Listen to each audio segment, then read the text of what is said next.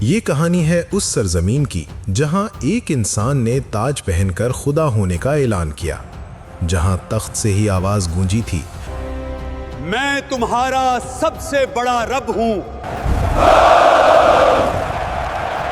ایک ایسا بادشاہ جس کا لوگ سجدوں میں گر گر کر عبادت کرتے تھے، ایک ایسا بادشاہ جس نے بادشاہت بچانے کے لیے ہزاروں ماؤں کی گودیں اجاڑ دیں، اور اسی ظلم کی تاریکی میں ایک ماں نے اپنے ننھے بچے کو قتل سے بچانے کے لیے دریا کے حوالے کر دیا، اور جب ظلم کا انتہا ہوا تو اللہ نے انہیں سمندر میں غرق کر کے اس کا جسم دنیا کے لیے عبرت کا نشان بنایا۔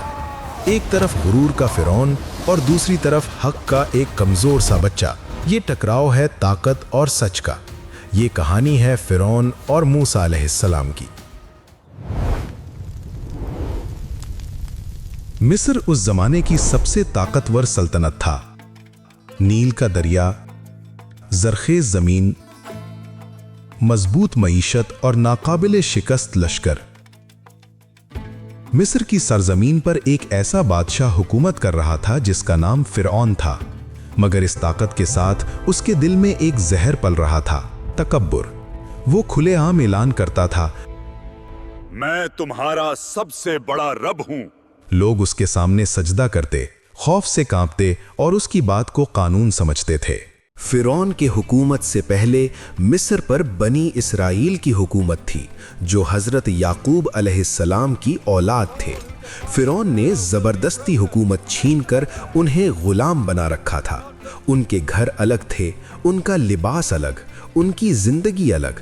ان سے سخت مشقت لی جاتی، ذلیل کیا جاتا۔ اور زور لگاؤ۔ ان کے بیٹوں کو قتل اور بیٹیوں کو زندہ چھوڑ دیا جاتا تاکہ وہ غلام بن کر رہیں۔ یہ ظلم صرف جسمانی نہیں تھا بلکہ نسل کشی تھی۔ اسی طرح اگلے 400 سال تک بنی اسرائیل مصر کے لوگوں کے غلام رہے۔ ایک رات فرعون نے خواب دیکھا کہ بیت المقدس کی طرف سے ایک آگ نکل رہی ہے جو مصر کے گھروں کو جلا رہی تھی، لیکن بنی اسرائیل کے گھر محفوظ تھے۔ فرعون خوف زدہ ہو کر اٹھ بیٹھا۔ پہلی مرتبہ اس نے خود کو کمزور محسوس کیا۔ اسی رات نجومی اور علم غیب کا دعویٰ کرنے والے دربار میں بلائے گئے۔ خواب سنایا گیا تو ایک نجومی نے بتایا، بہت جلد مصر کی زمین پر ایک بچہ پیدا ہوگا جس کا تعلق بنی اسرائیل کے خاندان سے ہوگا، جو تم فرعونوں کی اس 3000 سالہ سلطنت کو ختم کر دے گا۔ فرعون نے سوچا مسئلہ پیدا ہونے سے پہلے ختم کر دیتے ہیں۔ خوف میں مبتلا ہو کر فرعون نے حکم دیا کہ بنی اسرائیل کے تمام نوزائیدہ لڑکوں کو قتل کر دیا جائے، جس کے بعد اس کے سپاہی ہر گھر میں جا کر ماؤں سے بچے چھین کر انہیں مارنے لگے۔ گلیاں بچوں کے خون سے رنگین ہو گئیں، ماؤں کی چیخیں آسمان تک پہنچنے لگیں۔ ہر گھر میں خوف کا سایہ تھا اور ہر ماں اپنے بچے کو چھپانے کے لیے تڑپ رہی تھی۔ انہی دنوں بنی اسرائیل کے ایک گھر میں ایک بچہ پیدا ہوا۔ یہ بچہ عام نہیں تھا، یہ اللہ کا منتخب بندہ تھا، موسیٰ علیہ السلام۔ اللہ نے موسیٰ علیہ السلام کی ماں کے دل میں الہام ڈالا کہ اسے دودھ پلواؤ اور جب خطرہ محسوس ہو تو اسے دریا میں ڈال دو، اور نہ ڈرو، میں اسے تمہیں واپس لوٹا دوں گا۔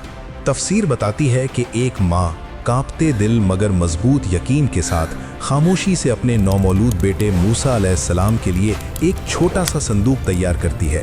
نہ آنسوؤں کی آواز، نہ کسی کو خبر، بس اللہ پر مکمل بھروسہ۔ وہ صندوق آہستہ سے بہتے ہوئے دریا کے حوالے کر دیا جاتا ہے۔ موجیں چل رہی تھیں اور ان موجوں پر ایک ننھا سا صندوق جس میں ایک عظیم تقدیر سو رہی تھی۔ ماں نے بیٹی سے کہا، دور سے دیکھتی رہنا، قریب مت جانا۔ وہ بہن سائے کی طرح چھپتی چھپاتی ساتھ ساتھ چلتی رہی۔ وہی صندوق بہتا ہوا فرعون کے محل تک پہنچا۔ فرعون کے نوکروں نے اس کو فرعون کی بیوی آسیہ کے حوالے کیا۔ آسیہ بے اولاد تھی۔ جب اس نے بچے کو دیکھا تو اس کا دل نرم ہو گیا۔ اس نے فرعون سے کہا، یہ بچہ میری اور تمہاری آنکھوں کی ٹھنڈک ہے، اسے قتل نہ کرو۔ فرعون نے بچے کو دیکھا، اسی قوم کا بچہ جسے وہ مٹانا چاہتا تھا، مگر غرور ہنسا۔ یہ ننھا سا بچہ ہمارا کیا بگاڑ لے گا؟ اور یہی لمحہ تھا جہاں سے زوال کا پہیہ گھومنے لگا۔ محل میں بے چینی پھیل گئی۔ یوں وہ بچہ جس سے فرعون ڈرتا تھا اسی کے محل میں پلنے لگا۔ موسیٰ علیہ السلام کسی دایا کا دودھ قبول نہیں کرتے تھے۔ उसी वक्त वो बहन आगे बढ़ी और नरमी से बोली, क्या मैं एक ऐसी औरत के बारे में बताऊं जो इस बच्चे की अच्छी परवरिश कर सके? यूं जिस माँ ने अपने बच्चे को दरिया के सुपुर्द किया था, अल्लाह ने उसी माँ को शाही इज्जत के साथ वापस लौटा दिया। साल गुजरते गए, मूसा अलैहिस्सलाम जवान हुए। अल्लाह फरमाता है, जब वो अपनी पूरी कुव्वत और समझ को पहुंचे, हमने उन्हें हिकमत और इल्म अता किया। एक दिन वो शहर में दाखिल हुए। दो आदमी लड़ रहे थे, एक बनी इसराइल और दूसरा फिरौन के कौम का किप्ती। अल्लाह के लिए मुझे बचाओ। किप्ती लोग अक्सर जुल्म करते थे। बनी इसराइल की फरियाद दिल में उतर गई। मूसा अलैहिस्सलाम ने लड़ाई खत्म करने के लिए किप्ती को थप्पड़ मारा। किप्ती जमीन पर गिरा और फिर न उठा, हलाक हुआ। मूसा अलैहिस्सलाम कांप उठे, फौरन रब से माफी मांगी। अल्लाह ने फरमाया, हमने तुम्हें माफ कर दिया। मगर फिरौन और उसका दरबार माफ करने को तैयार न था। फिरौन ने कत्ल करने का हुक्म जारी किया। मूसा को कत्ल किया जाए। इसी लम्हे अल्लाह की तरफ से एक गैबी मदद आई। शहर के दूसरे किनारे से एक नेक दिल शख्स दौड़ता हुआ आया और मूसा अलैहिस्सलाम को खबरदार किया। सरदार तुम्हारे कत्ल का मशवरा कर रहे हैं, फौरन यहाँ से निकल जाओ। ये सुनकर मूसा अलैहिस्सलाम ने एक लम्हा भी जाया ना किया। ना ज़ादे राह, ना सवारी, ना कोई साथी, बस अल्लाह पर भरोसा। वो मिस्र से निकले। दिल में खौफ भी था और उम्मीद भी, और ज़बान पर ये दुआ, ऐ मेरे रब, मुझे जालिम कौम से निजात दे। आखिरकार मूसा मदियान पहुंच गया, जो मिस्र से बहुत दूर था। ये सफर आसान नहीं था। भूख, प्यास, तन्हाई और गैर यकीनी रास्ते। कुरान बताता है कि जब मूसा अलैहिस्सलाम मदियान पहुंचे तो वो थके हुए थे, मगर उनका दिल अल्लाह की तरफ मुतवज्जा था। वहां उन्होंने एक कुएं पर लोगों को देखा जो अपने जानवरों को पानी पिला रहे थे। कुछ फासले पर दो लड़कियां खड़ी थीं जो कमजोरी या हया की वजह से पीछे हटकर इंतजार कर रही थीं। मूसा अलैहिस्सलाम ने उनसे पूछा कि वो पानी क्यों नहीं पिला रही। उन्होंने बताया कि उनके वालिद बूढ़े हैं और वो मर्दों के हुजूम में आगे नहीं जा सकती। ये सुनकर मूसा अलैहिस्सलाम ने बिला किसी मुआवजे के उनके जानवरों को पानी पिला दिया। फिर वो सायादार जगह पर आ बैठे, भूख और थकन से निढाल, और दिल से ये दुआ मांगी, ऐ मेरे रब, तो जो भलाई भी मेरी तरफ नाजिल करे, मैं उसका मोहताज हूं। कुछ देर बाद उन दो लड़कियों में से एक निहायत हया के साथ चलती हुई वापस आई और बोली, मेरे वालिद आपको बुला रहे हैं ताकि आपने जो हमारी मदद की है उसका बदला दे सकें। मूसा अलैहिस्सलाम उनके साथ चल पड़े। रास्ते में अपनी पाकीज़गी और हया का ये आलम था कि उन्होंने कहा, तुम पीछे चलो, रास्ता बता दो, मैं आगे चल लेता हूँ। जब वो घर पहुंचे तो उनके वालिद, जो असल में हज़रत शुएब अलैहिस्सलाम थे, ने मूसा अलैहिस्सलाम की पूरी रूदात सुनी। हज़रत शुएब ने फरमाया, खौफ न करो, अब तुम जालिमों से महफूज हो। लड़कियों में से एक ने अपने वालिद से कहा, अब्बा जान, उन्हें मुलाजिम रख लीजिए क्योंकि ये ताकतवर और अमानतदार है। हज़रत शुएब अलैहिस्सलाम ने मूसा अलैहिस्सलाम से फरमाया, मैं चाहता हूं कि अपनी उन दो बेटियों में से एक का निकाह तुमसे कर दूं, इस शर्त पर कि तुम 8 साल तक मेरी खिदमत करो, और अगर 10 साल पूरे कर दो तो ये हम पर एहसान होगा। मूसा अलैहिस्सलाम ने ये शर्त कबूल कर ली। यूं मूसा अलैहिस्सलाम मुसाफिर से मेज़बान का फ़र्द बन गए। ये कोई आम नौकरी नहीं थी, ये नबूवत से पहले की तैयारी थी। मूसा अलैहिस्सलाम इन 10 बरसों में बकरियां चराया करते थे, खुले मैदानों और पहाड़ों में रहे, गर्मी, सर्दी, भूख और तन्हाई बर्दाश्त की। यही काम अल्लाह के कई नबियों ने किया, क्योंकि चरवाही क़ियादत सिखाती है। जब मूसा अलैहिस्सलाम ने हज़रत शुएब अलैहिस्सलाम के साथ तयशुदा 10 साल पूरे कर लिए तो उन्होंने अपने अहले खाना के साथ मदियान छोड़ा। वो मिस्र की तरफ रवाना हुए। रास्ते में एक सर्द और तारीक रात आई। बीवी साथ थीं, सफ़र दुश्वार था और रास्ते में कोहे तूर के करीब रास्ता भूल गया। इस हालत में आबादी की तलाश में थे ताकि रास्ते का खबर लगा सके। ऐसे वक्त में मूसा अलैहिस्सलाम ने दूर पहाड़ की तरफ आग देखी। उन्होंने अहले खाना से कहा, तुम यहाँ ठहरो, मैं आग लाता हूँ या रास्ता पूछ कर आता हूँ। ये कोई आम आग नहीं थी, ये अल्लाह की तरफ से बुलावा था। जब मूसा अलैहिस्सलाम आग के करीब पहुंचे तो आग जल रही थी, मगर दरख्त नहीं जल रहा था। मंजर गैर मामूली था। इसी लम्हे आवाज आई, ए मूसा, मैं ही तुम्हारा रब हूँ, अपने जूते उतार दो, तुम मुकद्दस वादी कोहे तूर में हो। यही वो लम्हा था जब मूसा अलैहिस्सलाम को नबूवत अता की गई। उन्हें मिस्र वापस जाने का हुक्म मिला। अल्लाह ताला ने फरमाया, फिरौन के पास जाओ, वो सरकश हो चुका है। मूसा अलैहिस्सलाम घबरा गए, वो माजी भूले नहीं थे। मूसा अलैहिस्सलाम ने अर्ज किया, मेरा सीना खोल दे, मेरी जुबान की गिरह खोल दे, मेरे भाई हारून को मेरा मददगार बना दे। अल्लाह ने सब कबूल फरमाया और फिर वो मिस्र की तरफ रवाना हुए। मूसा अलैहिस्सलाम और हारून अलैहिस्सलाम फिरौन के दरबार में दाखिल हुए। कोई खौफजदा लहजा नहीं, कोई कमजोरी नहीं। फिरौन ने मूसा अलैहिस्सलाम को पहचान लिया। क्या तुम मूसा हो? हाँ, मैं मूसा हूं। फिर क्यों आए हो?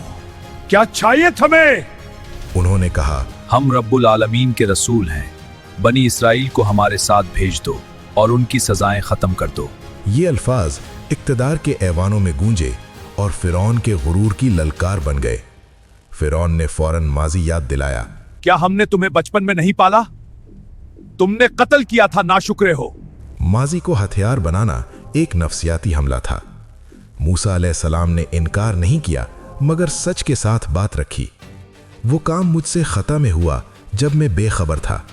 फिर मैं तुमसे भाग गया क्योंकि मुझे तुमसे खौफ था। फिर मेरे रब ने मुझे हिकमत अता की और मुझे रसूल बनाया। फिरौन का चेहरा सुर्ख हो गया। ये रब्बुल आलमीन कौन है? मूसा अलैहिस्सलाम ने जवाब दिया, वो रब जो आसमानों और जमीन का रब है और जो कुछ उनके दरमियान है, सबका रब है। दरबार में खामोशी छा गई। फिरौन ने हंसते हुए दरबारियों की तरफ देखा और कहा, सुन रहे हो ये शख्स क्या कह रहा है? मगर मूसा अलैहिस्सलाम की आवाज मजबूत थी। वो तुम्हारे और तुम्हारे पहले बाप दादा का भी रब है। ये अल्फाज फिरौन के गुरूर पर कारी ज़र्ब थे। अगर तुम वाकई रसूल हो तो कोई निशानी दिखाओ। मूसा अलैहिस्सलाम ने अपना असा जमीन पर डाला। अचानक वो असा एक अजीम अजदहा में बदल गया और फिरौन के महल में घूमने लगा। दरबार के लोग खौफ से पीछे हट गए। फिर मूसा अलैहिस्सलाम ने अपना हाथ ग्रेबान में डालकर बाहर निकाला। वो हाथ चमक रहा था, नूर से रोशन। ये अल्लाह की वाज़ेह निशानियां थीं, मगर गुरूर अंधा होता है। फिरौन डर गया कि कहीं लोग ईमान न ले आएं। उसने फौरन ऐलान किया, ये तो एक माहिर जादूगर है। यहां बड़े जादूगर रहते हैं, हम तुम्हारे इस जादू का मुकाबला करेंगे। फिरौन ने पूरे मिस्र में ऐलान करवाया। 40 बड़े जादूगर एक मुकर्रर दिन पर जमा किए गए। एक बड़ा मैदान सजाया गया और पूरा शहर ये मुकाबला देखने के लिए जमा था। उन्होंने अपनी रस्सियां और लाठियां जमीन पर डाल दीं। जादू के असर से वो सांपों की तरह रेंगती नजर आने लगीं। लोग हैरान रह गए। इसी लम्हे अल्लाह ने मूसा अलैहिस्सलाम को हुक्म दिया, अपना असा डालो। मूसा अलैहिस्सलाम ने असा जमीन पर डाला। वो एक अजीम सांप बन गया और उसने जादूगरों के तमाम फरेब निगल लिए।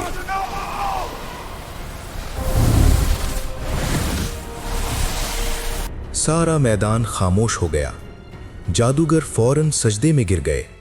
उन्होंने ऐलान किया, हम ईमान लाए मूसा और हारून के रब पर। फिरौन आग बगोला हो गया। मैं तुम्हारे हाथ पांव काट दूंगा और तुम्हें सोली पर चढ़ा दूंगा। तुम्हें जो करना है करो। तुम हमें दुनियावी नुकसान के अलावा कोई और नुकसान नहीं दे सकता। हम उस रब के मुकाबले में तुम में तरजीह नहीं देंगे जिसने हमें पैदा किया है।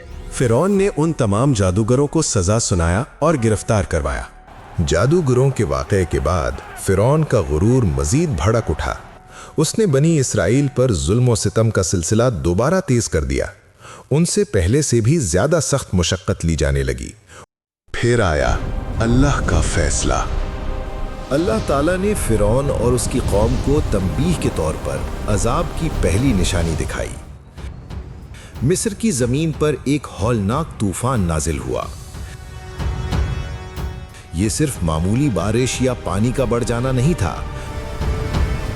बल्कि ऐसा अजाब था जिसने उनकी खेती बाड़ी को बर्बाद कर दिया। खेत पानी में डूब गए और उनकी रोजी का बड़ा जरिया खत्म हो गया।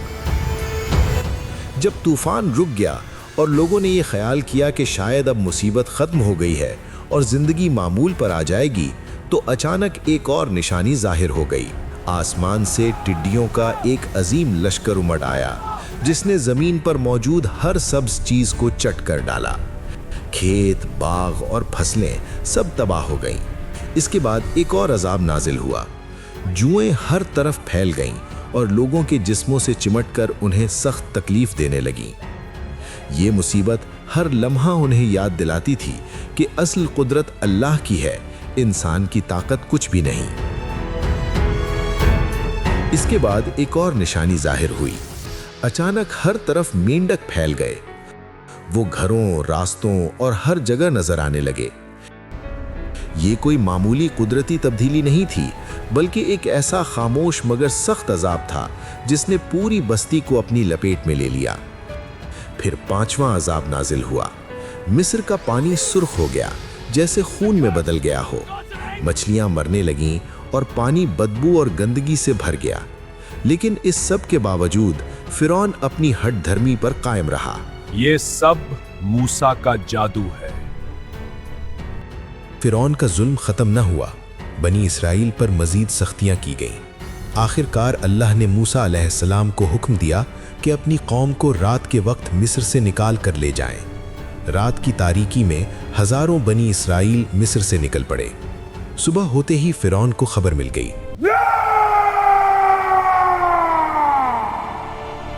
ہم ان کو واپس لائیں گے اور ان کو دکھائیں گے کہ ہم ہی طاقتور ہیں۔ وہ اپنے عظیم لشکر کے ساتھ ان کے پیچھے نکلا۔ جلد ہی بنی اسرائیل سمندر کے کنارے پہنچ گئے۔ انہوں نے کہا، آگے سمندر ہے اور پیچھے فرعون کا فوج۔ ہم پھنس گئیں، اب پکڑے جائیں گے۔ ہرگز نہیں، میرا رب میرے ساتھ ہے، وہ مجھے راستہ دکھائے گا۔ اللہ نے موسیٰ علیہ السلام کو حکم دیا، اپنا عصا سمندر پر مارو۔ جیسے ہی عصا سمندر سے ٹکرایا، سمندر دو حصوں میں تقسیم ہو گیا۔ پانی دیواروں کی طرح کھڑا ہو گیا اور درمیان میں خشک راستہ بن گیا۔ بنی اسرائیل اس راستے سے گزرنے لگے۔ جب وہ پار پہنچ گئے تو فرعون بھی اپنے لشکر کے ساتھ اسی راستے میں داخل ہو گیا۔ مگر جیسے ہی وہ بیچ میں پہنچے، سمندر دوبارہ مل گیا۔ پانی کے عظیم طوفان نے فرعون اور اس کے لشکر کو غرق کر دیا۔